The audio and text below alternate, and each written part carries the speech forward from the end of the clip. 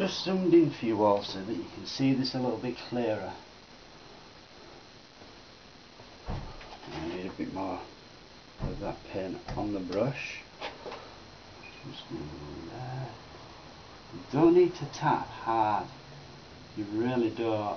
Gentle, just so that you leave that white in between. It look like loads and loads of tiny little pebbles, but you can see there, and this glaze medium, it really does help it to stick over the top of wet paint.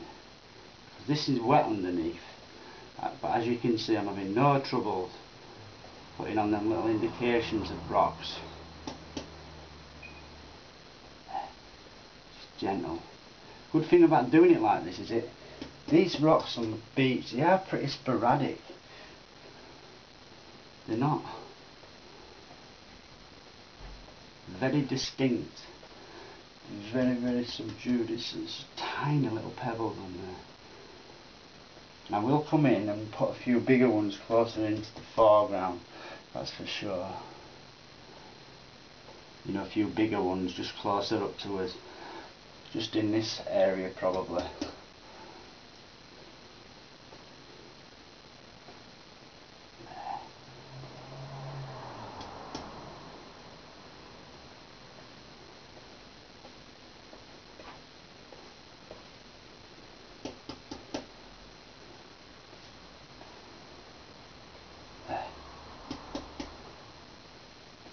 I've made that darker colour up for these areas.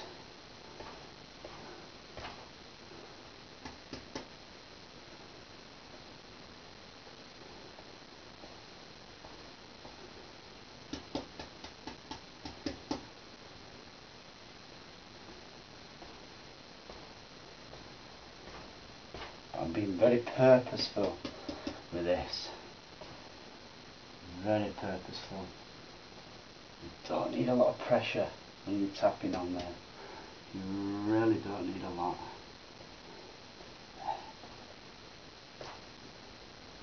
You're better off having too little than too much. Now I'm just going to tap into the darker colour and then tap that darker colour into the lighter colour. So it's only going to be a bit darker basically. And then just in there, use that darker colour, and you see how now it's going to stand out. So I put that shadow in there. It's a lovely way to do beaches, you know, that are at a distance is this though. I think it really works, it's really effective. Best way I've found to do this effect. And in there they get quite dark. You know, in this shadowed bits.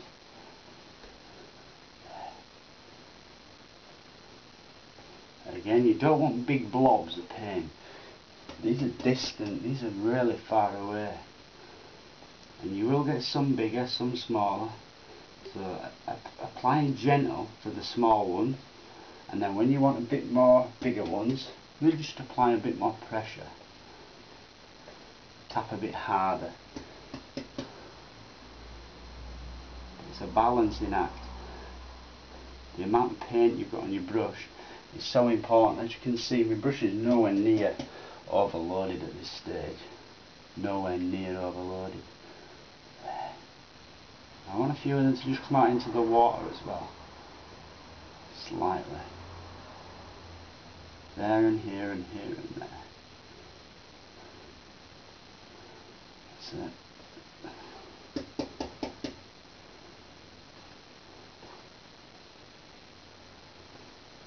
I'm going to paint some bigger boulders in there, you see, as well. Quite a few bigger boulders. Now, this needs to graduate from the darker into this lighter area. And it needs to graduate slowly. So I'm just bringing a bit of that dark that I put in and just dragging it into the lighter ones. So that that's got a nice balance in it. It wants to go in there gradually. I want to just check out on camera, see what that looks like. Yep, you're getting the effect. You can see where I'm coming from, I'm sure. Now where this shadow is, just along here, I want to use that shadow and I just want to put some darker stuff going on just in that area. just where the shadow is. Don't come below it. You will get the odd one in the water, so don't worry too much, but I'm predominantly trying to make that shadowed area have darker pebbles, darker pieces of stone. See it there, because it's right at the water's edge. Turn the brush over sometimes and you can just use the opposite side. I'm really enjoying doing this. So much fun.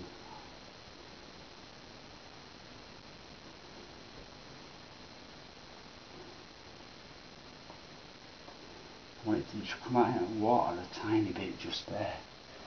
So I've been very cautious. Cool. It's a lot of fun doing that. I think it really works. And like I say, we've got some bigger boulders just in there. I'm going to get a little tiny brush and use some of that darker brown. Okay. And then just up in here, I hope you can see that one. Yeah, you can see that. Just in there, I'm going to paint a couple of boulders, a couple of stones which are a bit bigger, about there. I will put a dark shadow under that now. Just use the darker colour.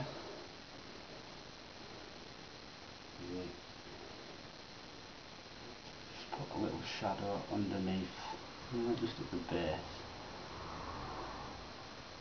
And we know that the light is coming from right to left. So what I'll do is I'll just wipe off this brush, get rid of the majority, the excess paint. I'm just going to paint a little shadow in, just there for that rock on the beach.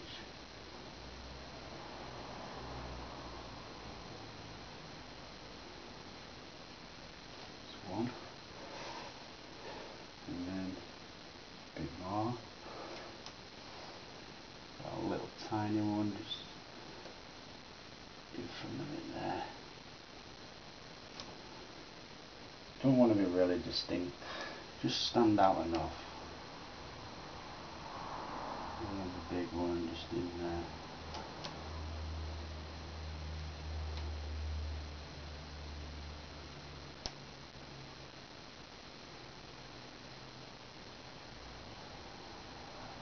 It's all about shapes and forms.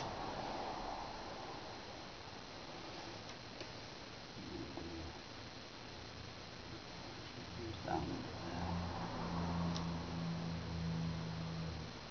A few little rocks just to the side of these. Making that a bit bigger, I think. Reload. Now there's one just here, a biggie that's coming in.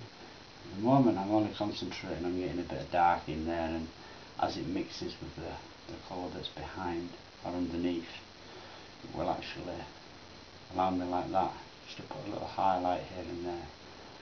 So you have darker areas and lighter areas. Always keeping in mind that light's coming right to left. Therefore the shadows work that way also. Just at the waterline there we've got one. Just in there.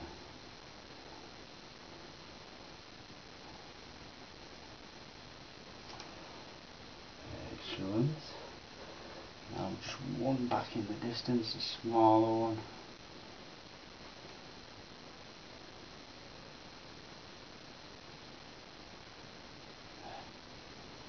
It's about like so.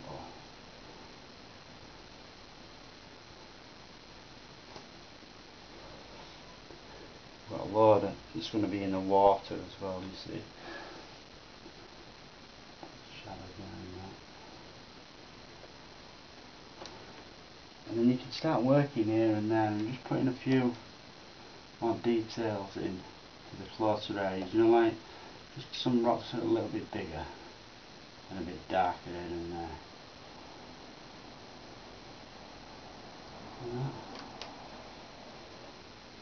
See, most people would do all this beach that way with a little brush like this. It'd take you absolutely forever, and it probably won't look like good neither. It's too purposeful. You have to be a bit more random, like the way that I did it with the brush first of all.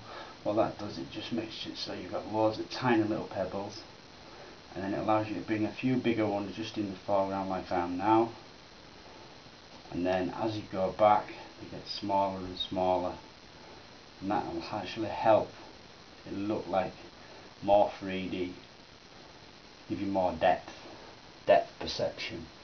And it's something I like to work with a lot, is that depth perception, making something look as though you stood in the place itself. I'm actually feeling like I'm in Scotland right now.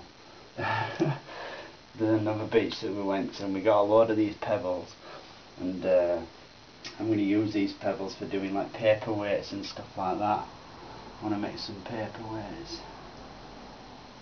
Let's put one there into that shadow. Yeah, I'm happy with that. Maybe I'll just have one more. It's a bit bigger just there. We get a few over in that area as well. Putting them in dark at the moment, and then I can highlight them later. And on the edges of this, we've got areas where there's rocks just jutting out of the grass.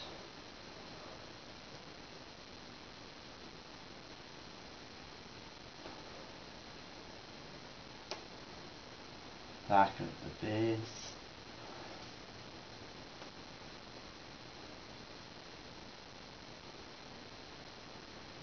And lighter on the top. Like I said, I'm going to paint some grass and stuff around these rocks, which is cool. Just want it to look natural. No more natural looking than Scotland. I'm letting this dry first, if you're wondering why I haven't gone into that area.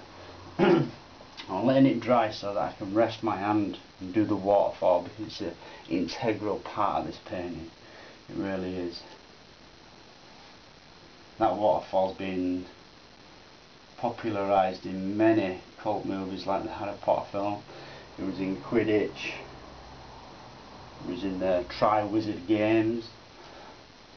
So all you Harry Potter fans out there.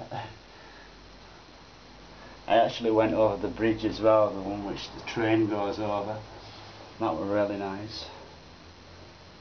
Nice little train trip. Some beautiful scenery that we saw on, on the way.